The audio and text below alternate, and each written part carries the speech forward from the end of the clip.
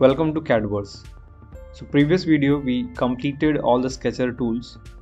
Now we are going to do some practice on 2D Sketcher exercises. So let's start. So we'll go to Sketcher and select any one plane, activate it. So we'll enter into Sketcher environment. Now let's start by making the circles. I'll take circle command. So we'll draw one circle.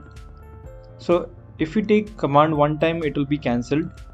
If you want to continuously work with the circle, we'll double click on that, so it will be keep on active and we can draw number of circles together. Now we're defining the sizes. So we'll take constraint tool and we're defining the size. This is 25 diameter. I'll double click on the dimension and take this. This is 50. And we'll define this one 100. 64. Now we'll create line tool. So I'll create one line crossing both the circles. We'll double click on the quick trim option and we'll trim this. Now I want to mirror this line about the horizontal axis. We'll take mirror tool, select this line and select the horizontal axis.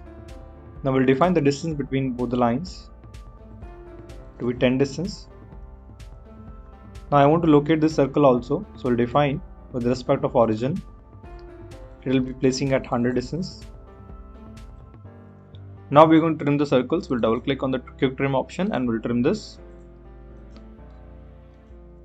Now we'll take profile tool and make some lines. So I'll create one line from here and straight line touching the upper circle. So here it maintain tangency. We'll delete the tangency relation. Now we'll select and mirror this line of this side. Go to mirror command, selecting vertical axis. So from origin to this line, this is 75 distance.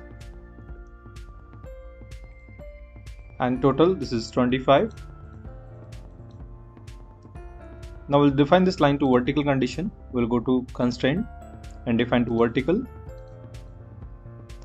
And defining the distance between both lines to be 6. Now we are going to trim.